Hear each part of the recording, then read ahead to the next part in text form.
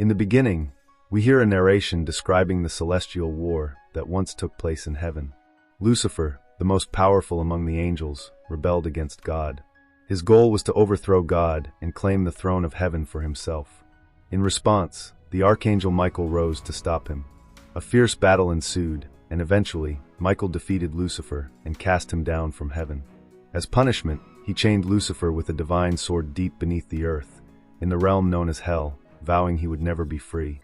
But before being sealed away, Lucifer warned Michael that he would one day break the chains and return, bringing devastation upon the world. Michael ignored the threat and ascended back to heaven. The scene shifts to modern times. We meet Laura, a brilliant but skeptical scholar, deeply engrossed in her thesis about the conflict between good and evil. She challenges traditional religious narratives and believes that morality is subjective. Neither God nor Lucifer is entirely right or wrong. Laura visits her friend Father Marconi, a kind priest working at a prestigious cathedral in Italy. He welcomes her warmly. The church is packed with people who have come to witness the shroud of Christ, believed to bear a divine imprint of Jesus' body. Father Marconi shows her an ancient sculpture depicting Lucifer being crushed under the feet of God. Laura admires the artwork and offers to make a painted replica for the church. Father Marconi agrees, and Laura stays back to paint. As night falls and the church is about to close, a mysterious woman in black enters the cathedral with calculated stealth. She approaches Laura and silently observes her. Suddenly, Laura hears a strange noise from a window. She walks over and finds a black crow staring at her. Uneasy, she turns to examine the sculpture but notices that the divine sword in the display is missing. Alarmed, she tries to leave, but all the doors are now locked. A security guard arrives and questions Laura. She shows her ID and explains she had permission to stay. As the guard walks away, the mysterious woman appears and brutally slits his throat with the stolen sword. Laura witnesses this horrifying act and runs in panic. She hides inside a confessional booth and peeks through the screen, watching the woman take the severed head to a secure vault. She uses the face to unlock a biometric scanner and steals the shroud of Christ. As she prepares to escape, Father Marconi confronts her, trying to stop the theft. But she stabs him with the sword, leaving him bleeding on the floor. Just then, black vans pull up outside. Armed men, followers of the woman, arrive to extract the relic. Laura is spotted and taken captive. Father Marconi, realizing the danger the relic is in, prays to Archangel Michael. Hearing his call, Michael descends from heaven and possesses Marconi's body to intervene directly. Michael retrieves the holy sword and sets out to pursue the kidnappers. He appears on the road ahead of the woman's convoy. She orders the driver to run him over, but Michael leaps aside and gives chase. Suddenly, he experiences a painful headache that forces him to stop. Elsewhere, we are introduced to a scientist conducting a presentation before high-profile investors. He unveils his controversial biotech breakthrough, a method to clone any human using preserved DNA. Investors are intrigued and fund his research. Later, the mysterious woman, revealed to be named Liz, meets the scientist. She informs him that they have secured the shroud and now need the perfect genetic vessel. The plan is to impregnate a woman with the cloned DNA of Jesus, creating a pure body for Lucifer to possess and reincarnate on Earth.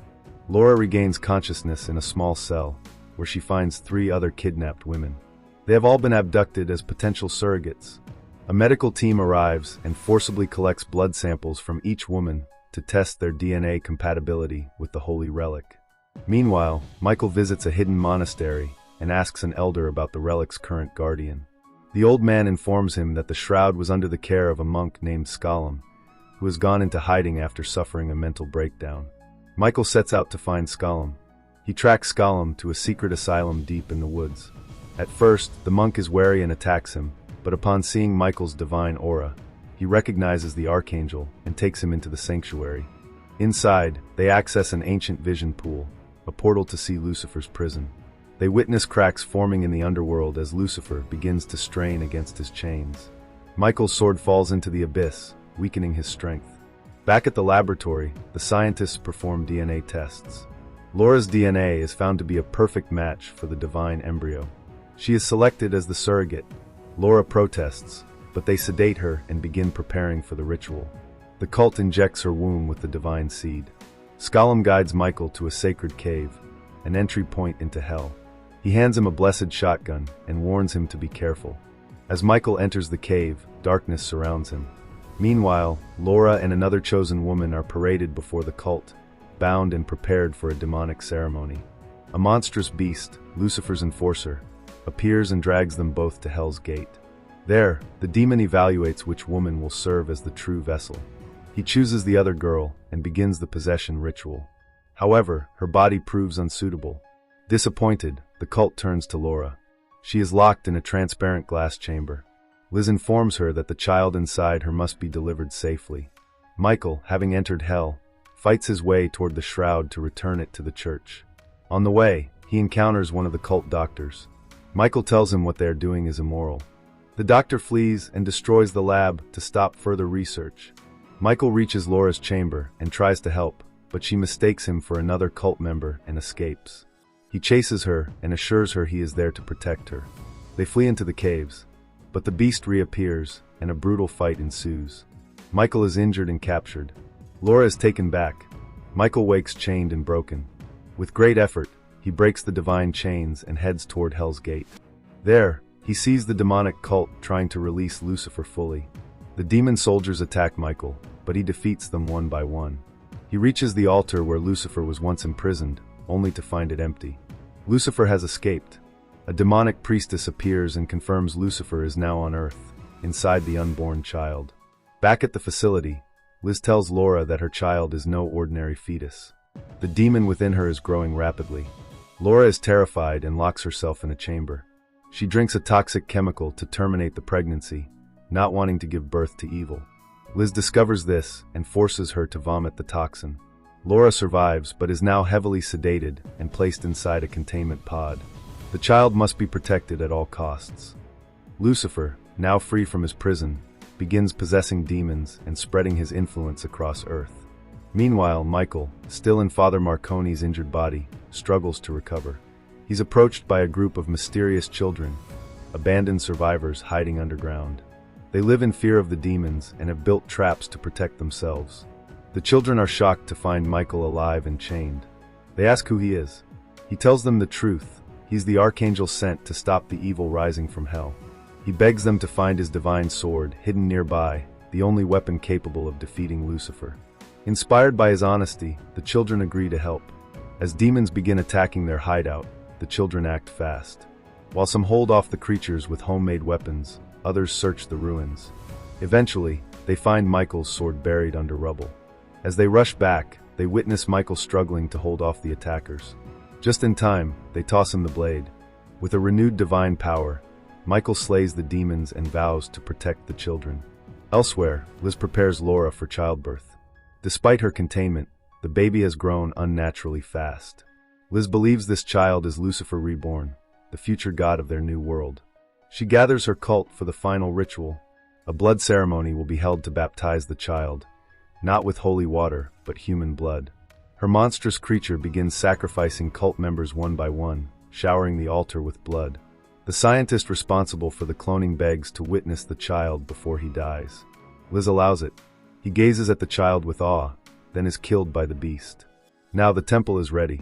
The child is placed on a pedestal as the chosen one. Meanwhile, Michael reaches Laura's location and finds her sealed inside Hell's Gate chamber. He frees her, and she collapses in his arms, weak but alive. He tells her the truth. Lucifer never chose her. God did. The baby isn't a demon. It's pure. God's own divine countermeasure. The cult, believing they were serving Lucifer, had unknowingly created a child touched by heaven. Shocked and furious, Liz prepares to throw Laura into the fire pit. But Laura fights back, knocks her away, and grabs the baby. Michael intervenes just in time and helps Laura escape. Michael explains that Hell's Gate must be closed before more evil escapes. But Liz and the remaining cult members won't let them go so easily. They open the portal, unleashing hordes of demons. Chaos erupts. Michael fights valiantly, but is outnumbered. Spotting a cache of grenades, he hurls them into the gate. A massive explosion follows. The portal is sealed once again, cutting off the demons from Earth. Michael, Laura, and the baby escape the crumbling temple. Liz and her entire cult are annihilated in the blast. With Lucifer's plans destroyed, peace begins to return.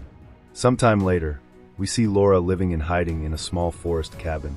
She cradles her son, lovingly watching him grow up. As the camera slowly zooms in, she calls him Lucifer. The boy turns around and smiles. But in that moment, his nose bleeds, and his eyes flicker with a dark light. In his faint smile, we see something unsettling. The essence of Lucifer may still live on inside him.